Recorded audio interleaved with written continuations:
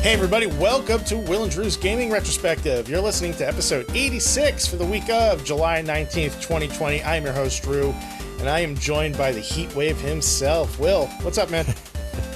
Dude, it's hot out, man. Hot as balls. It really is. What is it, 90-something out there? I saw they were talking the heat index was going to be like 105. Now, I believe it, man. I don't know what a heat index is. It's like, was it like the feels like temperature or something? I believe so. Something like that. I don't want it to be that high. I want the heat. I want the heat index. Like I love summer. I love the heat. Sure. But I'm thinking like 85. Mm-hmm. I feel like that's good. Yeah. We're not asking for too much. We, as Connecticutans, kind of complain about the weather every year. That's nothing new, but we have limits just like anybody else, and humidity and high temperatures are not fun for really anybody. Oh, the humidity's the worst. I just can't breathe. It's like a steam bath, soup. out there. You go outside, it's like soup. Ugh, I hate soup too. I know you do. I'm sorry. I'm sorry to bring up that hot liquids. That memory for you. Ugh. Well, aside from the soup, how you doing today? Honestly, man, besides the heat, I'm doing well, and I'm excited to talk about some things on today's show. Yeah, man, we got a pretty good show planned, I think. We do. Well, let's do our little shilling. What do you say? And then we'll get started. Sounds good.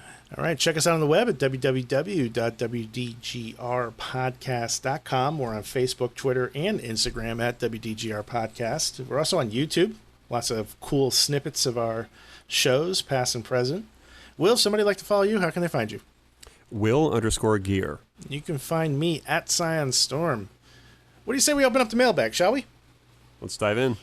All right, so let's see here. We asked everybody to tell us what they're playing and what their favorite in-game pet or familiar is and why. So let's start with Pat. I like this. Yeah, my cats were like up my ass when I posted it. I'm trying to remember what time I posted it. It doesn't show a timestamp anymore. I think it was in the morning. Huh. I think it was Saturday morning, and we're getting ready to go to visit my in-laws, and the cats are like in the sink when I'm trying to brush my teeth. And so this post was inspired by two fluffy assholes in the sink. In the sink. Patrick from Retrospectives Podcast says, Aggro, your horse from Shadow of the Colossus. It's an intensely lonely game, and as you roam its desolate landscape, bringing death and destruction to the majestic and unique beasts across the land, you can't help but form a strong attachment to Aggro. Why don't we keep calling him Argo? I don't know. Aggro. I guess you could, when at first glance, you could probably mispronounce it. Yeah, I did it like 4 times, so. Shadow of the Colossus is one of those games that's on my, to play list. Have you experienced that game? Slightly. I played about 45 minutes, maybe an hour, a couple of years ago, and what I did play is very special, and I can say that Aggro is definitely the best horse I think I've ever seen in the game in terms of from like an animation perspective. The way that Aggro runs, it is so freaking realistic. Really? Huh, that's kind of cool. Yeah, a lot of games don't do horses well. Skyrim is one of them. Red Dead Redemption 2, games like that definitely do a much better job. But in a lot of games, horses they can be really funky. And with Aggro in Shadow of the Colossus, I think that, again, from an animation standpoint, very good. But I have not experienced the game enough to really say much else. Interesting.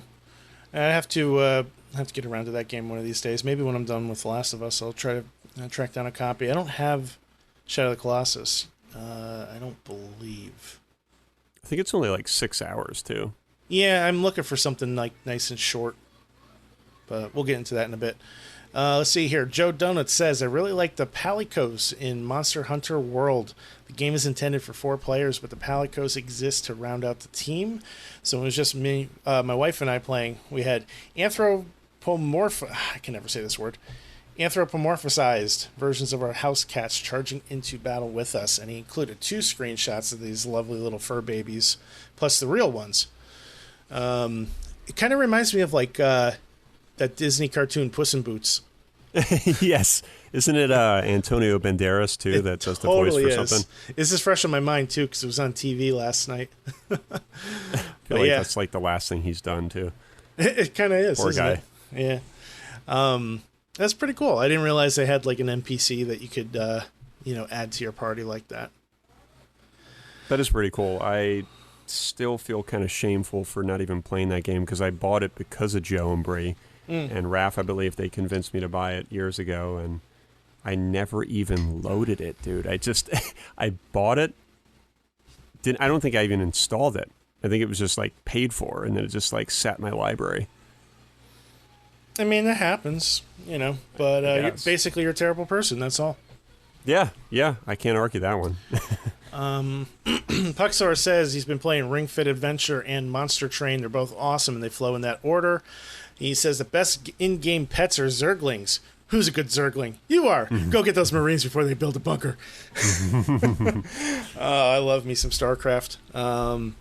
Zerglings are not good pets. They are vile creatures, and they need to be destroyed. Fair enough. Let's see here. Son of a Fitch says he's been playing Paper Mario: The Origami King, and he says he's been really enjoying it so far. Quote, I miss some of the traditional RPG elements, but the writing and adventure aspect of the game have really taken it to the next level. Pun intended. I can say something about origami here, sort of off topic, just because I'm still salty about this. When I worked at Men's Warehouse in Joseph A. Bank, which was for a good portion of my working career, I used to, a lot of us would have to come up with cheesy little things that you'd say when you're in the middle of a sale to try and sell something.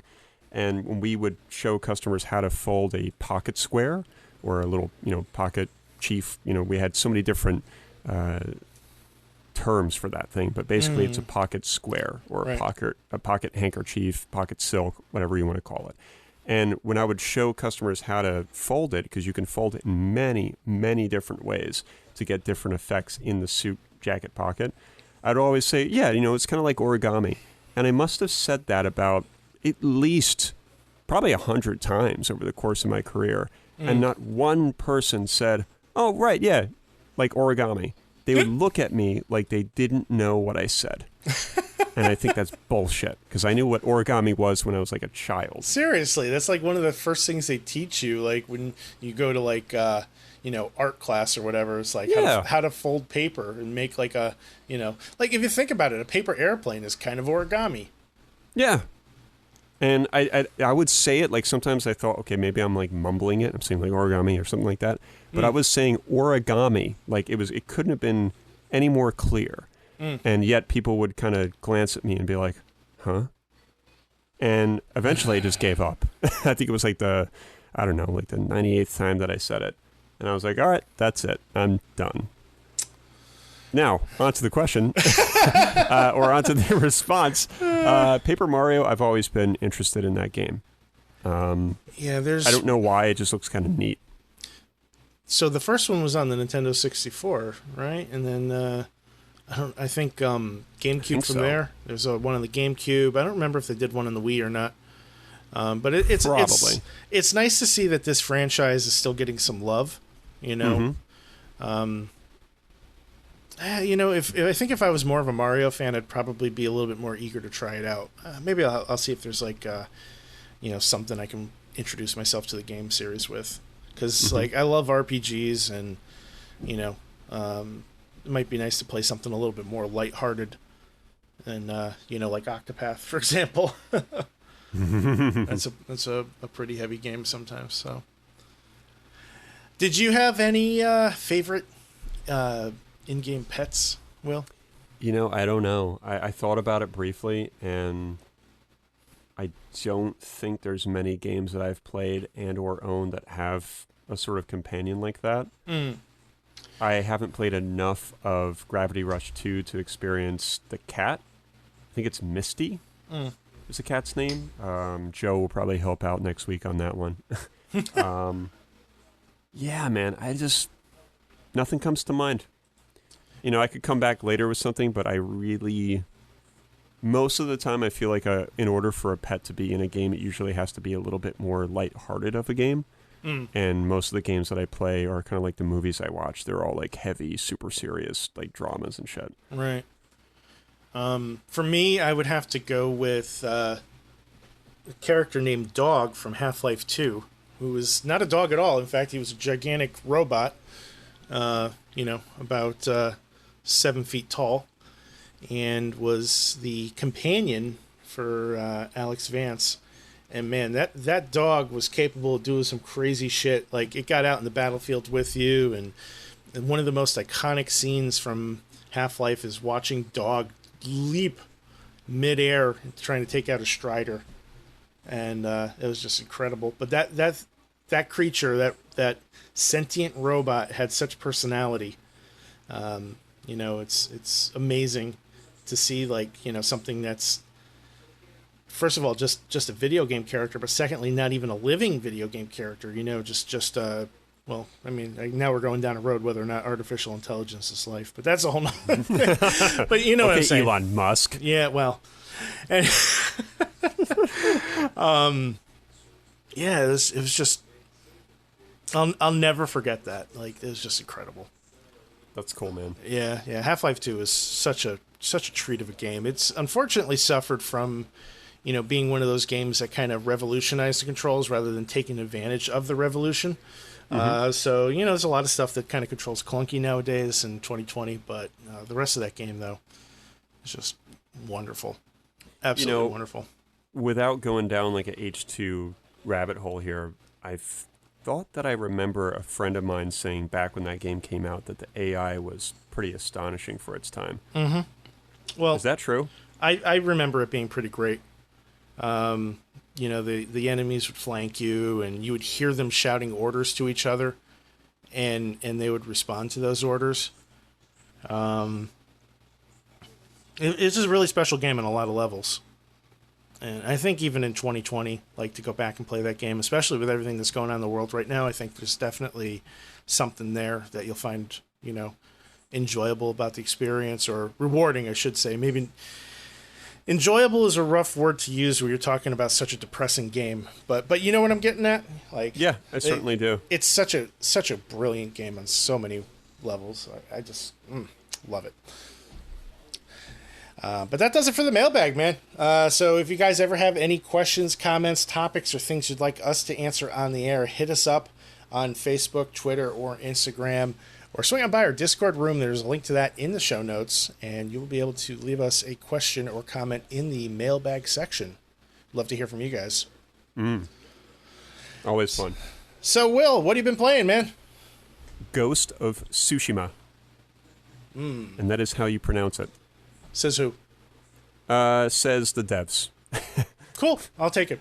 Yeah, because, look, I'm not going to be a snob and be like, oh, well, actually, it's Tsushima. Because, it's harder to say it that way. It's kind of like, Ibiza versus Ibiza.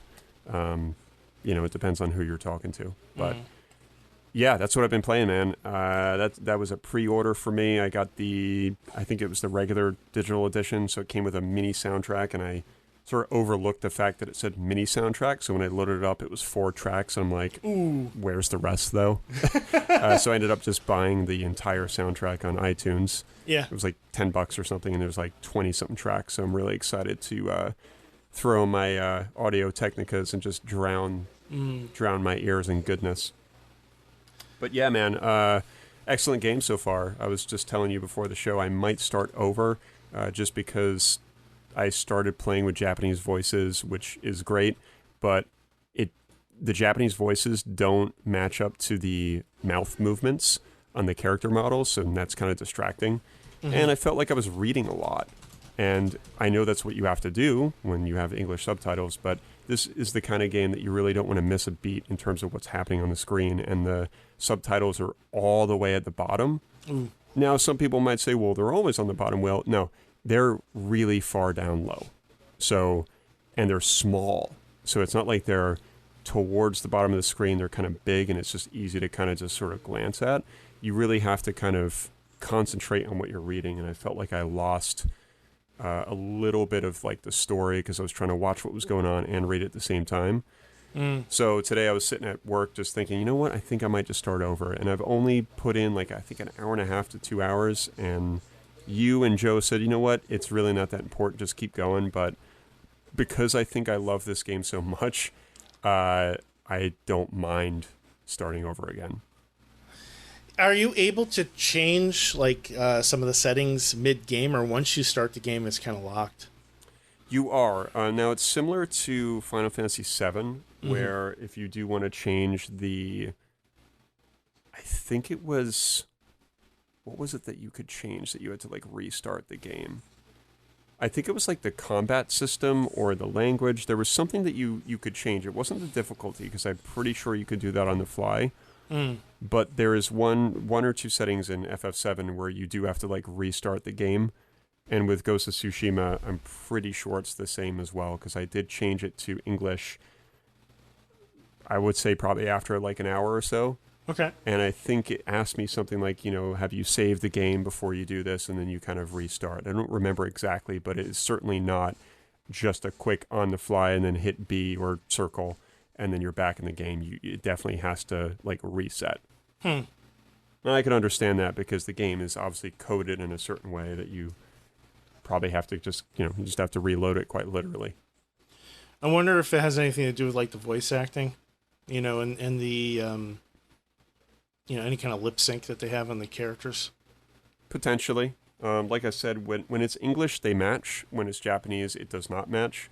Okay. So I don't know exactly what it is, but they're both good. English it's good. I wouldn't say it's great, but it's good. Okay. Like I noticed a difference. Like they were just saying some stuff that just sounded kind of basic to me. Like there wasn't that much thought put into the script. But it's a minor complaint. The only other complaint I've had about the game is the controls feel a little bit floaty, as I described. But that's just because I'm coming from The Last of Us 1, 2, and Final Fantasy 7, which both have like very tight controls, right, in my opinion. So when you play Ghost, it can feel a little bit, well, it just feels different. You feel as though like there's an issue, but the more you play, the more you realize that you're just playing a totally different kind of game. I was watching a video review this morning, actually, and they talked about the game not having the option to like lock onto an enemy. Correct. So I imagine coming off of Final Fantasy where that is an option, that's got to be a little bit rough.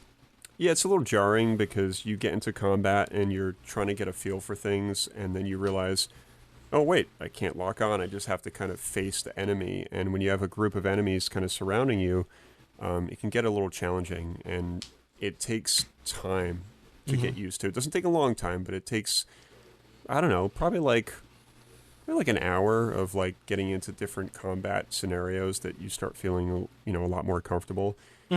Somebody who's coming from an Assassin's Creed game, I think will fit right in because it has a little bit more of that floaty sort of combat where it's not as like fixed. But it's good. The game is really good. It's like a combination of the movie Hero, which I absolutely cherish with Jet Li, The Last Samurai, and Assassin's Creed, all just kind of like mixed together into this delicious pot of like goodness. Yeah. So if you like the Assassin's Creed comparison is interesting to me because Joe actually mentioned that in our Discord today as well too. He compared it to Assassin's Creed. Yeah, some of the stealth aspects, some of the just mechanics feel very similar, and that's a good thing. I haven't had a tremendous time with the Assassin's Creed series, but I can say that what I have played has been quite good. But just, obviously from a visual perspective, this game is stunning. I think it doesn't take a rocket scientist to realize that. I mean, when you watch a review or just a small portion of gameplay, you can tell that this is a really beautiful game. Have you encountered any graphical issues or slowdown or things like that being on a base PlayStation 4? Knock on wood, no. I heard that some people suffered from a couple dips in frame rate and things like that on their core PS4s, just like me. But I haven't seen anything. I have a really good TV that has a game like setting, and it seems to manage games very well because it reduces lag. It's actually why I got the TV, thanks to Vic.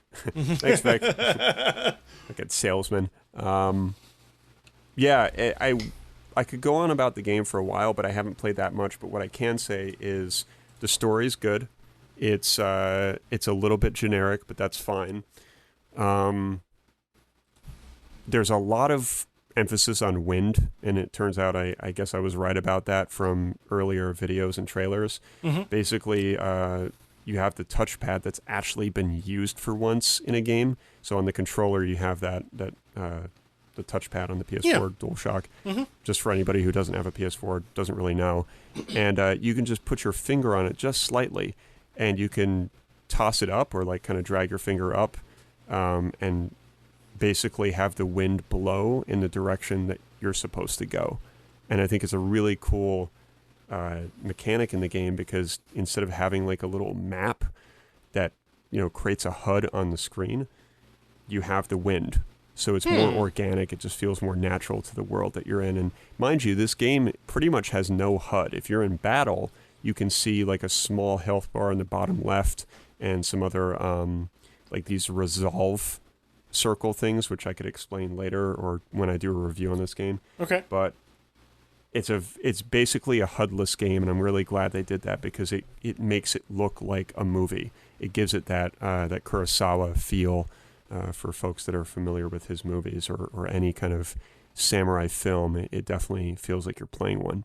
A lot of emphasis on, like I said, wind and particles, like leaves of all different sorts, like bamboo leaves, red leaves, yellow leaves, and best of all, they have photo mode, which is pretty amazing. I'm still kind of toying around with it, but it's basically like a theater mode for the game. So you hit right on the D-pad and it pulls up photo mode, and you can pan the camera around Jin, the main character, and the horse and whatever else in a pretty wide space, like a wide area. Yeah. And you can hit camera selection, I believe it is, and you can hit that multiple times and basically create a sort of animation of camera points. Kind of like Call of Duty Black Ops 1 had a theater mode. Okay. It was very, very similar to that. You could basically record gameplay and create like little clips and stuff, and it's kind of what that is. And you can add artifacts. So let's say you are at a lake and you just got done creating this haiku. You can say, wow, this is a really beautiful scene. Let me pop open photo mode, and I'm going to add red leaves. Now I'm going to increase the wind. So the red leaves are blowing like furiously across the lake. And then you can pan the camera around, set the camera points. And then to take a photo, Ben and I were actually discussing this today. It looks like you actually have to use the share button on the controller. So there isn't like a take photo button when you're in photo mode. So the photo mode is strictly just for being in the mode, but not for taking photos. You have to use the controller itself to actually do that. And then I guess you can take screenshots and whatever else. But like I said, I'm still toying around with that, so I'm not 100% on how that's all working. Sounds beautiful, though. Like, it is beautiful. Everything you can do with it. It's kind of like maybe going into Sucker Punch's studios and knowing what it's like to be a dev who's, messing around with the camera. Right. And adding things. Like, you actually feel like almost like a designer in some ways. So that's a really cool feature. It lets you enjoy the beauty of the game. And gosh, what else?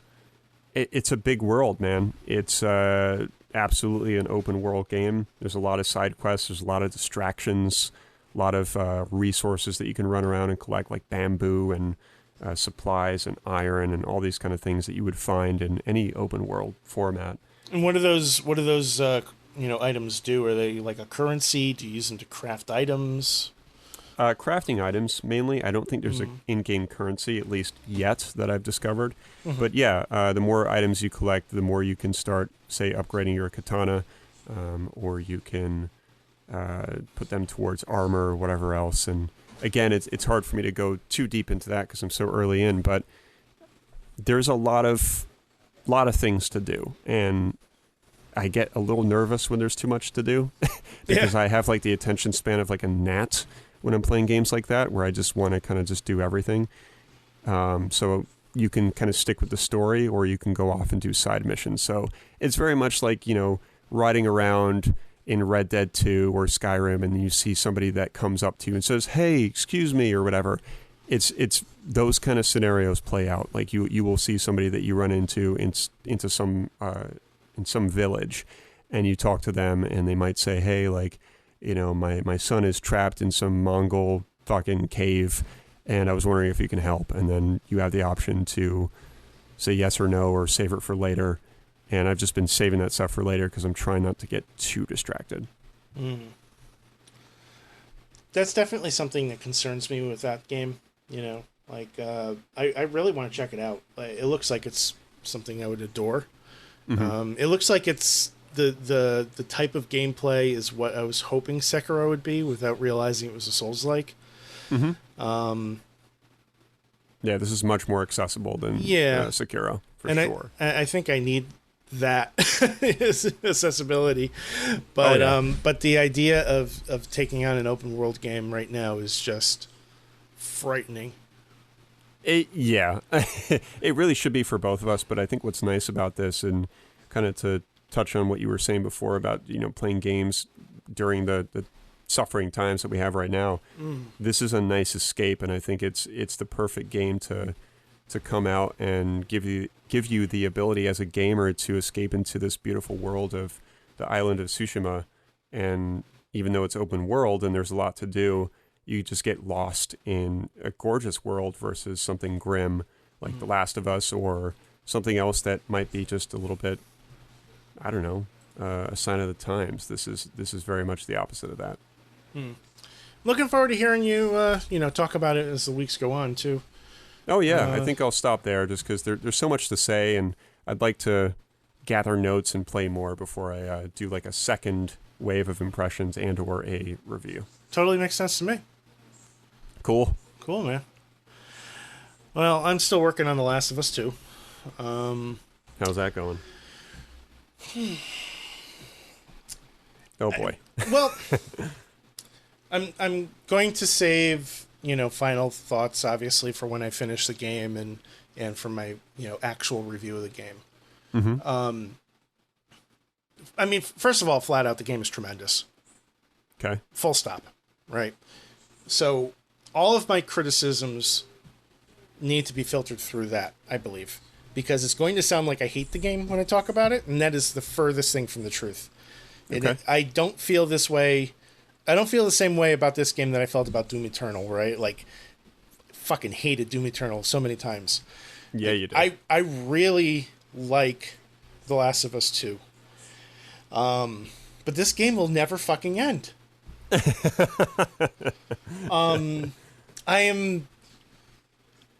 played a little bit this afternoon, and on the pause screen, when you save your game manually, it tells you how many hours you have. Mm-hmm. And I don't know if the counter includes time spent on the pause menu. It's not uncommon for me to pause the game, put the controller down, go do a chore, and come back to it. So maybe I'll step away, I'll go clean the cat's box, I'll do a couple dishes, I'll come back to the game, 20 minutes have passed, right? 30 minutes have passed. Mm-hmm. So I don't know how much that has padded my playtime.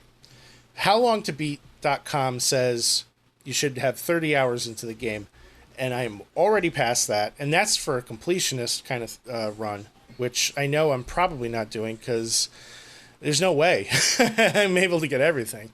But I'm pretty thorough. I'm taking my time with the game. I'm trying to explore, every opportunity to search for as much stuff as possible. Without getting into spoilers in detail, I think my main complaint right now is the presentation. There are two stories that are intersecting. Mm-hmm. And the game kind of takes you down both sides of that story. And I feel like maybe it could have been handled a different way. Now, I'm saying that before I've finished the game. So I don't know where this story is going. I don't know how it's going to end up. I do know that about an hour and a half ago, I thought I was done with the game. And then it's like, no, just kidding. Here's another 2 hours for you. and that's happened multiple times. But like the way things were being set up where I'm at right now, the game felt like it was over, and it felt like an epilogue, and then all of a sudden there's another hour and a half of gameplay, and at least that, if not more. Well, the thing is about, and this is where games are so interesting, is like we've all had moments where that happens, and sometimes it's a good thing, and you're like, oh man, I don't want this game to end, and then it doesn't end, and you're happy. But the worst is when you have this FF7 effect, and what you're experiencing with, which is so similar, where you want it to end and it just doesn't, and you're not happy about it, and you end up sighing.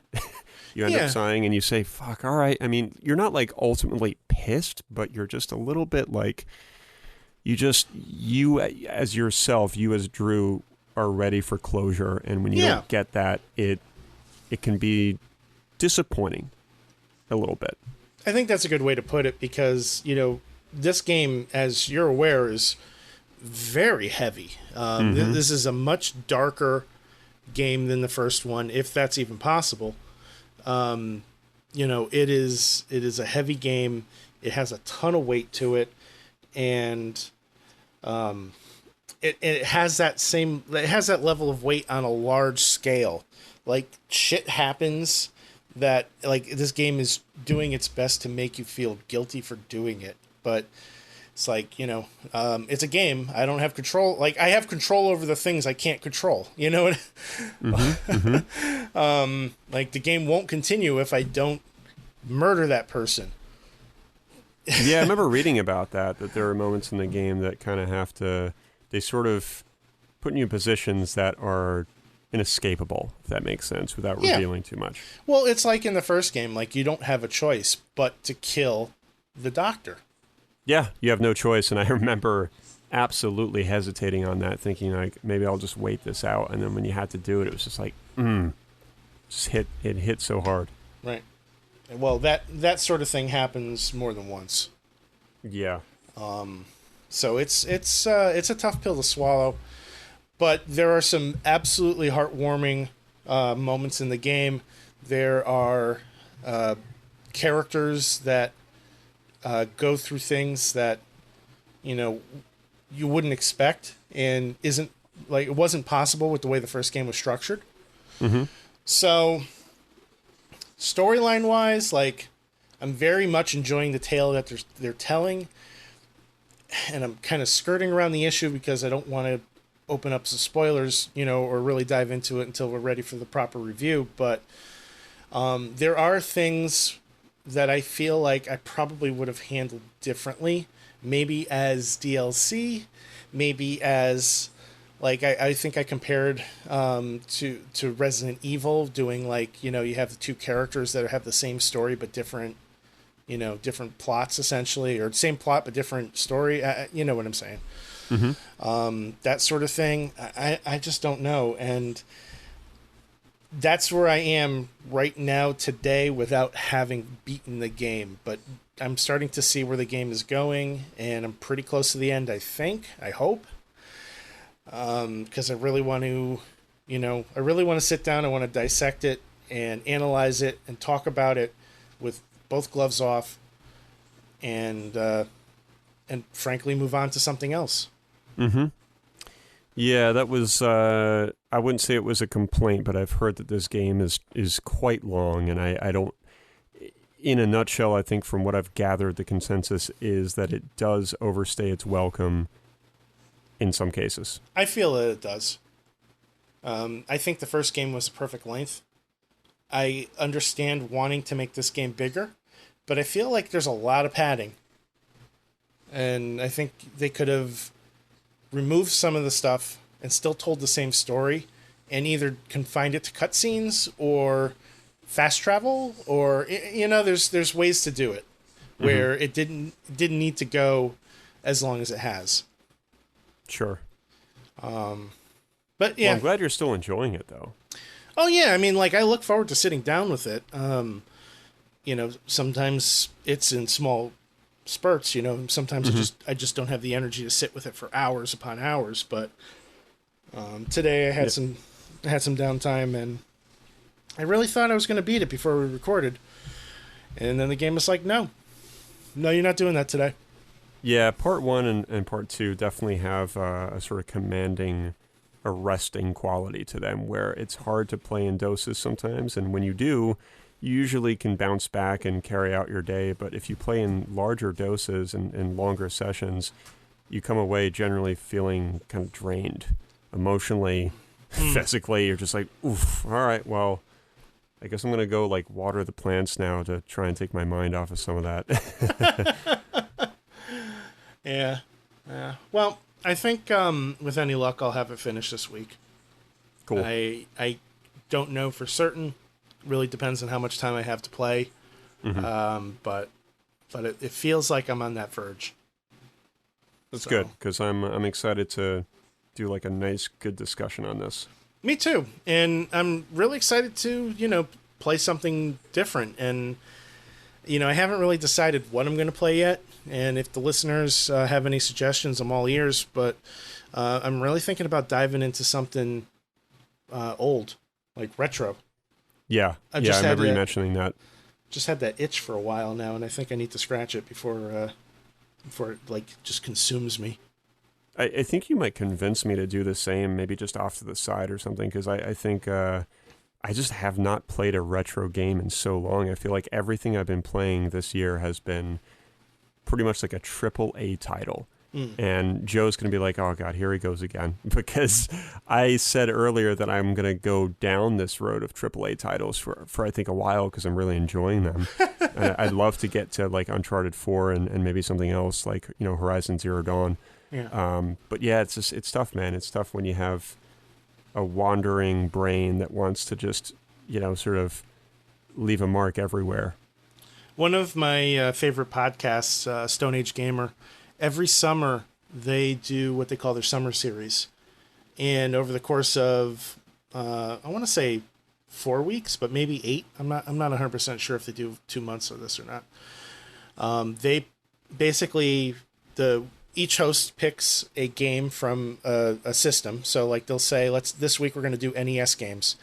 And both of them pick a game either that they've always wanted to play but never have, or never played and heard good things, or played but not in 25 years. Mm-hmm. And they'll leave it up onto social media for voting. And, whichever game gets the most votes, both of them play collectively over the course of a week. And they attempt to beat it, however necessary, whether that's using save states from an emulator, or if life just gets in the way, watching it on YouTube. And then they break the game down and they talk about it. Mm-hmm. And I've always enjoyed that. So, not to steal their idea, but if you would like to do something similar, let me know. We can, maybe work something out. Obviously, I know you have your technological challenges with emulation. Yeah. So, oh, Jesus Christ. Maybe I'll just let you borrow a Raspberry Pi for a couple months or something. Yeah, that would be good. Something that's ready to, a plug in and play kind of situation. Yeah. We'll get you set up somehow. But I swear to God, Drew, I will turn this car around if that thing doesn't work. It might get smashed, actually, and then I'll just give you the money to replace it, because I'd rather do that than give it back. Well, let's see here. The one that I have is a Raspberry Pi 3B, but they're on the Raspberry Pi 4, so I have an upcharge of about, I don't know. Anyway, this is a good way for me to get the newest model. Yeah, I was just sitting there thinking, like, if Damien had me try using what's it called again, MAME or whatever, and I had expendable funds, and it wasn't working on my like $1,700 iMac, I would break the iMac just so I can get another one, so that way I wouldn't have to uninstall it and deal with it. That's how much I hate dealing with it. Well, to be fair, MAME is a nightmare to work with in the first place. It's just the worst, and it's not his fault, but like when you're trying to talk with somebody virtually over text or whatever, and they're just like, oh yeah, just go into blah blah blah blah blah, and then click the thing on the left, but only click it once, and then close out of it, restart, click it one more time, but on the second column, and then you should be good to go. What does that even mean? Exactly. And those are the kind of instructions I was getting. And every time I would try to follow them and I would see like X-Men versus Street Fighter start, I would do it and something was wrong. And I was like, that's it. I'm going to lose my mind. I'm getting on Amazon and eBay, and that's exactly what happened. So that's how you bought a Saturn. That's how I bought a Saturn. Yep. Oh, goodness. I still can't believe I did that. But you know what? I have basically a mint copy of X-Men versus Street Fighter, and I am very proud of that purchase. It is a juicy, juicy game. That is a juicy game. Yeah, we'll talk about that. See what we could do about getting you set up with something. It's just I mean, even if it's not like, you know, for the summer, but just for the future, because like there's so many games that like I want to play that are like old as dirt, and I would love to have somebody to play them with, you know, and just like it's the kind of stuff that like, you know, maybe it'll take you a couple nights to get through, and with the emulators, you got the save states, so you don't have to worry about like, you know, difficulty issues and just being too hard, or you know, like Ninja Gaiden, for example, is a great game. But man, that game is fucking brutal, and who the hell has time to sit there and learn that fucking game when you're 36 years old? You know? Exactly. Exactly. It's perspective, man. I encourage anybody out there, though, that is struggling with COVID and just kind of how the world is right now, if you are dealing with stress due to that, I encourage you to play an older game. Play something like... some old Final Fantasy or something on like a CRT, like sitting Indian style on the ground, and I can guarantee that'll be better than playing some high octane AAA. It does definitely bring a sense of calm that those AAA titles very rarely do. Yeah, I mean, even Octopath, man. I even though I still have not beat that game, I swear by that game as quite possibly being like the coziest game I've ever played. It is a cozy game. And that's kind of like the other end of the spectrum that I'm thinking about with, you know, post The Last of Us. It's like I have a lot of games that I've started and never finished. Mm-hmm. And, you know, Octopath being one of them. Octopath is one of those games that, you know, either I'll play like every night for like a long period of time, like for like a week or two, and then I won't touch it for a couple months, and I'll go back to it again and do it again, and then that kind of thing. But then I also have like Control I never finished. I have Horizon Zero Dawn I've never finished. I have God of War I've never played. I have Gravity Rush 2 I just picked up on the cheap pretty recently. There's a bunch of games on Xbox Game Pass that I want to play. So it's a difficult decision. You know, do I hit the back catalog? Do I finish up the games that are unbeaten? Or do I, you know, start something new that I have purchased or I have access to that I've just, you know, haven't really given the proper attention yet? The older I've gotten, Drew, the more I realize there are just too many choices in life. That's true. Almost everywhere I go, I try to fight it, and I'm like, God damn it, man, which toothpaste do I buy? There's too many. There's just too many choices. And I feel like games are so much... They're so similar to that choice dilemma that we suffer in our everyday lives. There's too many good games to play. You just gotta pick one and I guess go for it. It's like an ongoing work in progress. Very true. It's very true. You know what I'm gonna do, man? I'm just gonna play a Star Trek game. Fuck it. Go for it, man. I encourage you to play.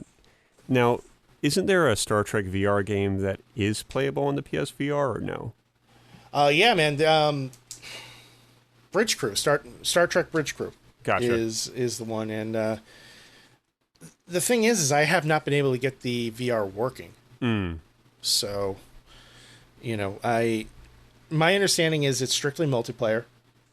So I need PlayStation Plus, I need a working VR set, and I need people to play with. And all three of those things are going to be difficult to accomplish. You know, very. That's like asking, you know, 5 friends to come over at the exact same time. Yeah. And they all have to bring like a controller. It just doesn't happen. 3 people are going to be late. 1 person's not going to be able to show up. You know, that's just life. It's true. It's true. Bring your damn controller. Yeah. Anyway. That is like literally the most perfect scenario. Can you imagine 5 people showing up at your house at the exact same time? It would be like one of those, what do you call it? What do you call those things like when the president is like a motor brigade, right? A motorcade. Motorcade. Yeah, it would be like a motorcade showing up on your street. You're like, what the hell is going on here? And then you'd be like upset. You'd be like, why did you guys show up all at the same time? Because you told us to? Yeah, but why'd you actually do it though? Like it's almost like we prefer the lateness. We prefer something going wrong because it's just the way life pans out. I actually do prefer people on time. Same. I probably would not complain about the motorcade. Yeah, people like being late is like my pet peeve. Oh, it's the worst. I hate it. And if I'm late, like it's the end of the world. Oh, for you or the other person? Both, but if like I hold myself to very high standards and I expect everybody else to be on those same standards. Oh, that is just asking for trouble. If I'm late, like I start to panic. If somebody else is late, I get pissed. Oh, absolutely. I mean, I guess I'm thankful that I'm that way because even just eating dinner before I got on, I had to eat quickly. And the whole time, like, Lauren's like, calm down. Like, you're going to be fine. I'm like, I told Drew 6 o'clock. I need to be online and set up by 6. And I was here, like, literally on the nose. You were? But, that's how I am. I'm not like, fuck it. He can wait. Like, it's just not who...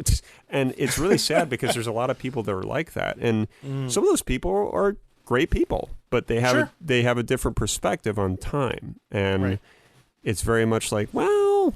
it's my time too. And it's like, well, yeah, but, if you have somewhere to be, then, I kind of expect you to be there on time. And if you're not, then I kind of also expect, like, you to tell me, like, give me a heads up. Or if you are going to be, like, crazy late, like, maybe just a quick apology. But the worst is, like, when somebody shows up late and there's nothing said. Yeah. Nothing said in advance, nothing said when they're there.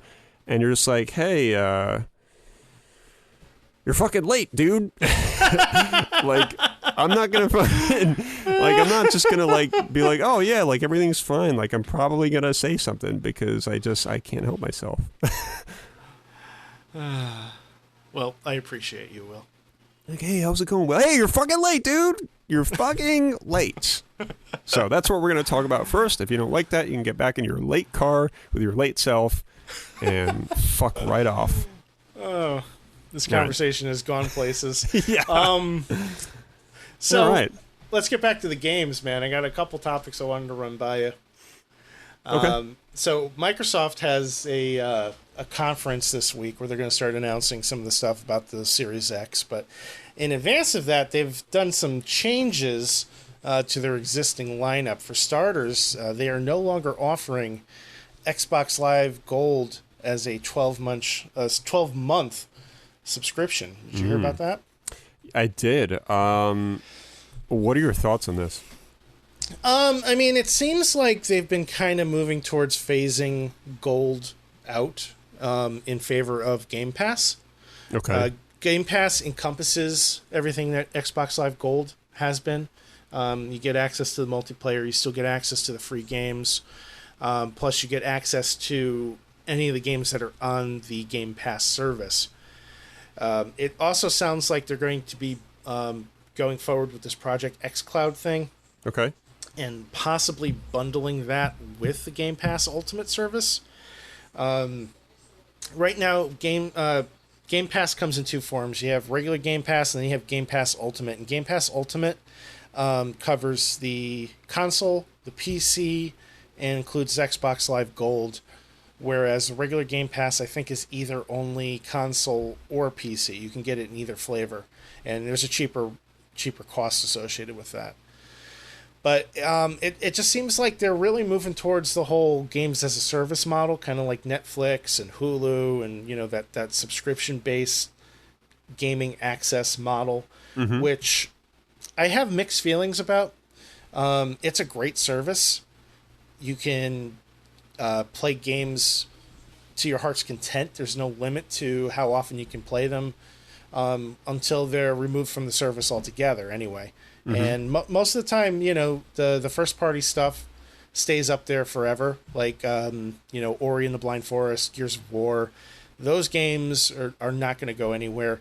But then you have a game like trying to think of something that was just recently added, Outer Worlds. Right, was just recently added to the service, and I know at one point Red Dead Redemption 2 was on the service. I don't know if it still is, but games get rotated out, just like movies get rotated out on Netflix or TV shows do too. Mm-hmm. So there's kind of a double-edged sword there, and then the cost, if you're looking at the scope of it, is more expensive. You can get a year of Xbox Live Gold for $60, whereas if you're doing Game Pass Ultimate, you're looking at, $15 a month. Okay. So, it's more money. It's definitely more money. Now, a lot of people took advantage of that deal where, you spend $1 and it converts all your Xbox Gold into Game Pass Ultimate. I was one of them. Yes. And I very much enjoyed that. But I never intended on keeping it past that point. I always planned that when my Game Pass Ultimate subscription ran out, that I would just go back to buying my Xbox Live Gold card, for a year or 2 years, whatever, and just looking out for deals. And, I'm not going to be able to do that anymore. Yeah, it's this whole gaming as like a subscription model piece is interesting because I feel like even in the IT world, which I work in, everything's about cloud now. And it really is interesting because it makes you wonder just kind of where gaming's headed in terms of how you buy the games, how you play them. And, PlayStation Now has been around for, years. Right. I don't know what the statistics are with the sort of user base with that, but maybe it's a lot higher than you would think. But it's interesting because, you have these digital systems now. We have that confirmed with the PS5, and it really just does make you wonder, are we going to be paying some kind of fee yearly still to kind of play online, kind of like how we are now with even just PlayStation Plus? Is it going to be a yearly fee to maybe play all games eventually? I don't know. It's really, I don't know what the right word is. It's just, I'm curious to see where it's going to go.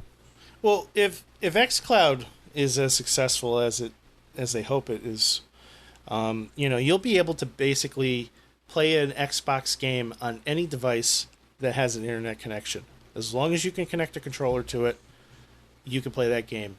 And from what I hear, there's almost no lag. I don't know what kind of witchcraft they're doing to make that happen. I haven't experienced it personally. I haven't tried it.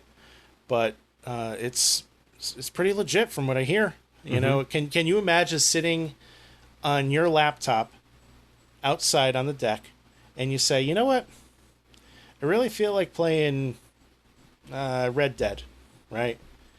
And you have your controller with you. You turn on your controller and you connect to the xCloud service. And all of a sudden, on your MacBook Pro, you have an Xbox logo show up.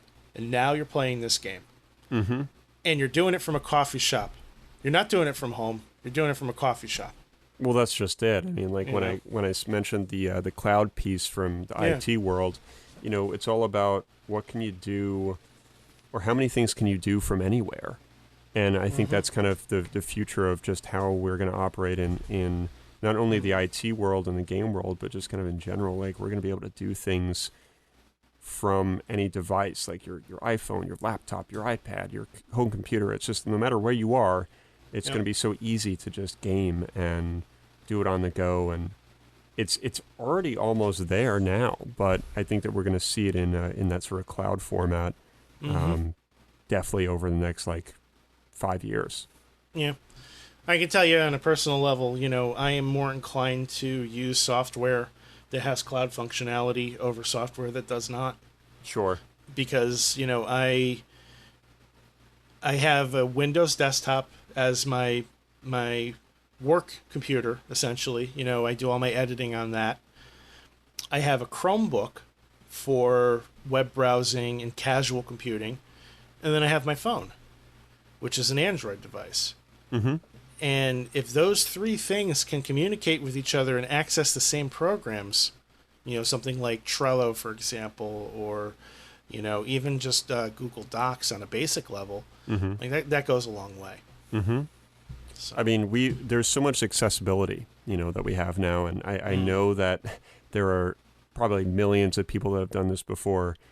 When I actually had social on my phone, I sometimes would be on Facebook at the same time as being on Facebook on my laptop, and the laptop was right in front of me. I do that. I do that with Reddit all the time. Oh God, it's the worst because you don't always catch yourself doing it, but when you do, it's very much a moment that you don't tell anybody about. Yeah. You kind of just slowly say, "All right, you sack of shit. Let's close one of these out, and let's pick one." But that's really it. I mean, right now, I'm at my desk. I'm in front of my iMac. I have Discord open, and I have my phone next to me, and I also have my MacBook. Right. Now, great, right? From a technology perspective, sure, I have all this accessibility. But yeah, sometimes when you're surrounded by so much, it creates this life that we could have as gamers where we're gaming like in too many places, and it might take the joy out of the ritualistic aspect of playing a game, which I think is kind of important.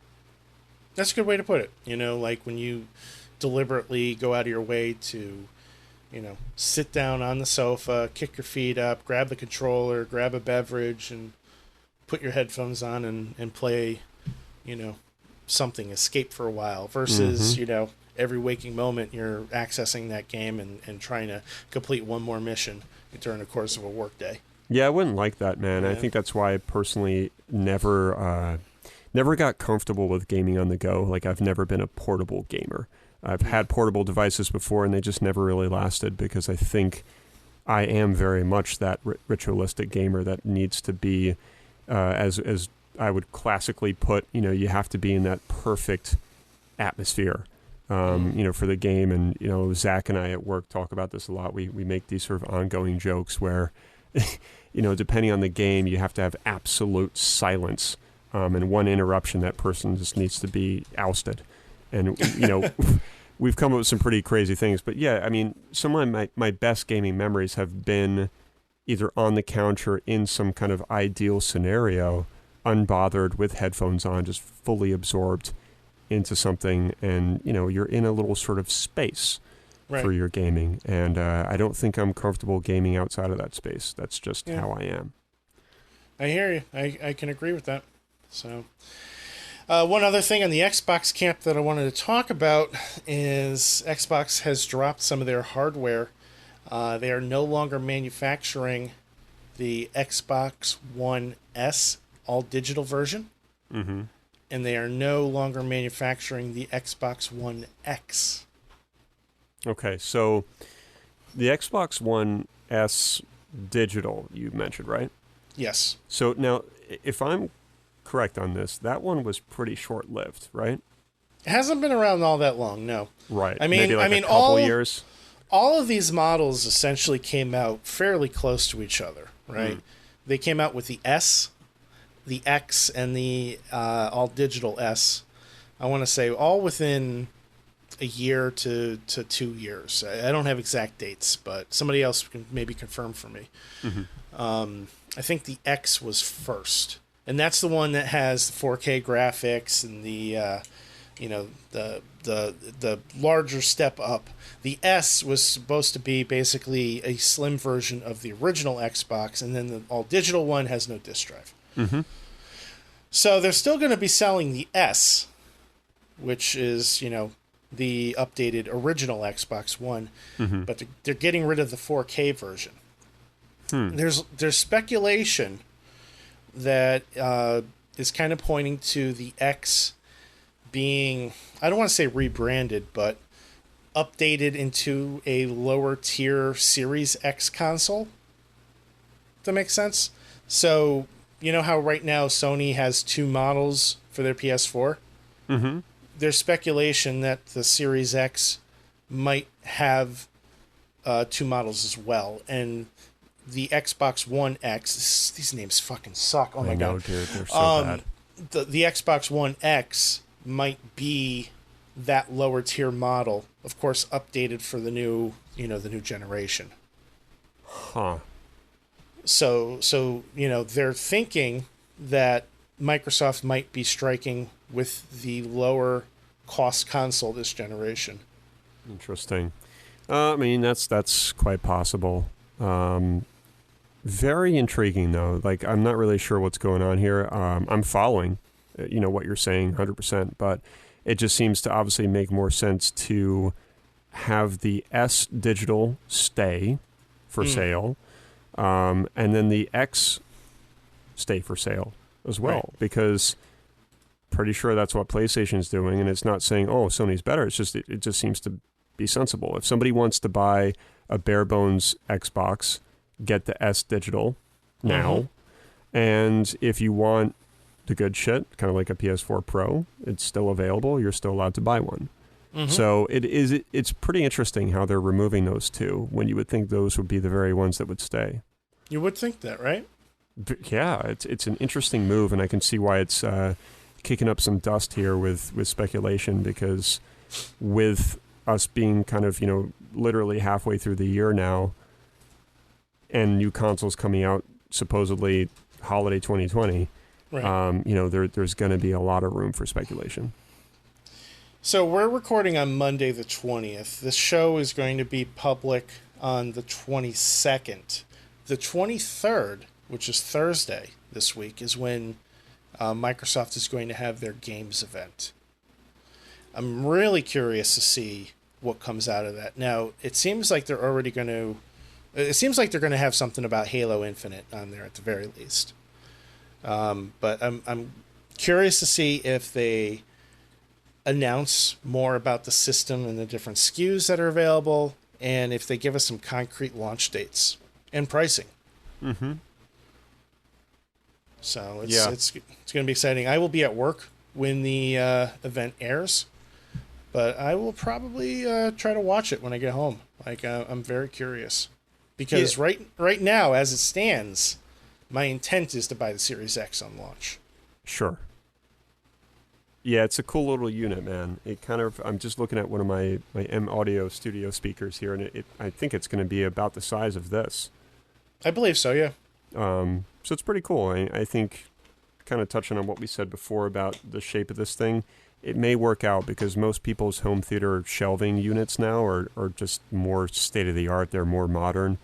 I don't think a lot of folks are using the sort of enclosed cabinet design and stuff that we all used to have back in the 90s and the early 2000s. So I think, having a console that can stand vertically like that may get utilized more than you think. So it'll be interesting to see people's setups, I guess, come holiday and or January of next year.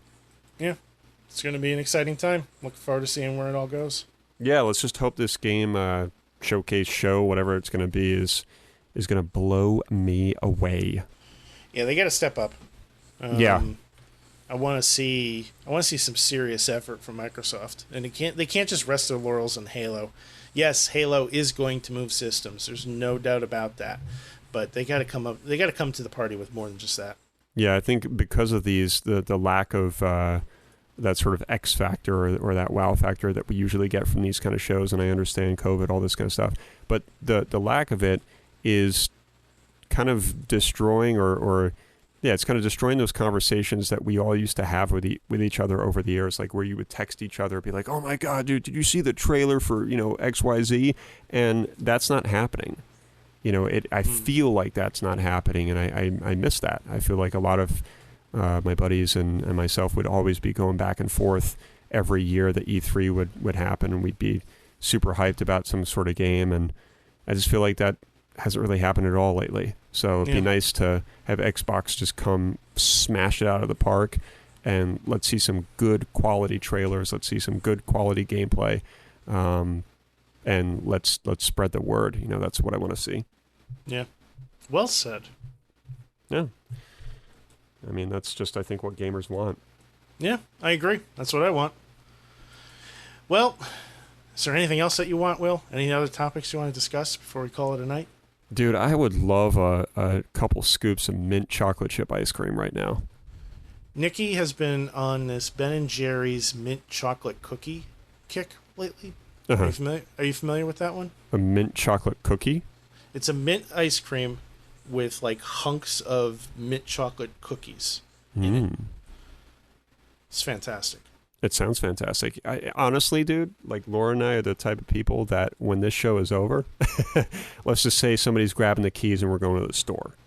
And that might just happen because I would love a pint of Talenti mint chocolate chip. Well, because I like the mint chocolate chip where it's green, but at the same time, I also do prefer I do like the white mint chocolate chip ice creams as well, where the ice cream base is white and not green, just to be clear. No, I understand. But I think that ultimately might be my favorite flavor of ice cream is mint chocolate chip. It is an excellent flavor, and I've been on a peanut butter kick lately personally, but mint chocolate chip is one of my favorites. Well, you can go to the store. I'm going to go to my freezer because I already got some in there. I already got some in there. You gonna stick your head in first? I might. This is just a cool down. Get like a cold washcloth. Bathe your neck. Yeah. Wipe your brow. And then when you're done, just squeeze it out on top of your forehead while your head is like tipped back. That's a mess. Somebody's got to wipe that shit off the floor. I thought about you like running like a Baywatch character down the beach, just doing this activity of squeezing that washcloth on the back of your... I'll be there. Oh my God, man. Those were the days. Good quality television. I'm like half serious, too. I'm half serious. Oh, my God. Keyword is half, folks. All right. Speaking of good quality television, so... I don't even know why I'm talking about this right now. You're going to have to go there now. So we canceled cable a long time ago, and we use a free service called Pluto TV to kind of fill in the gaps when you want to like channel surf, right? They have a channel dedicated to 1990s American Gladiator.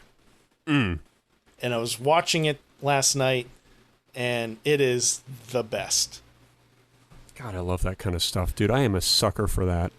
Those kind of shows, and I think the last thing I'll say before this turns into a non-gaming podcast, my favorite show, and what I consider possibly the greatest show ever made, is Cops.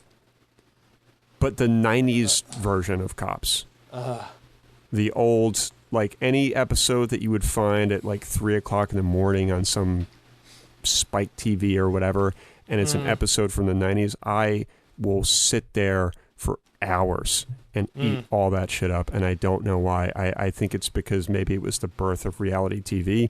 I don't know, but that and the UK version of Kitchen Nightmares by Gordon Ramsay are my two top favorite like reality guilty pleasures. Well, I have some good news for you. Both of those are on Pluto as well. The UK version of Kitchen Nightmares? I believe it's the UK version. Yeah, it must be the UK version. I know for a fact Cops is on there. Okay. God, I love that show. Yeah. My boss used to make fun of me all the time, and he'd be like, "Hey, dude, what you do over the weekend besides watch Cops?" I'm like, you know what, dude? Fuck you. First of all, fuck you. Secondly, yes. Yes, so? What do you do? And then he would like tell me, he's like, "Oh, well, I went to this like gaming convention and blah, blah." Yeah, well, you didn't watch Cops. Oh, boy. I was always digging my own grave with that dude. But, yeah. I hope that my suggestion goes to talk me into, because I told Jimmy that I would love for them to talk about the UK version of Kitchen Nightmares. Well, I will keep an eye out and see if they do an episode on that. That's a great show. TalkMeInto.com. Yes. Go give them some love. Yeah, you guys rock. So, on that note, let's wrap it up, man.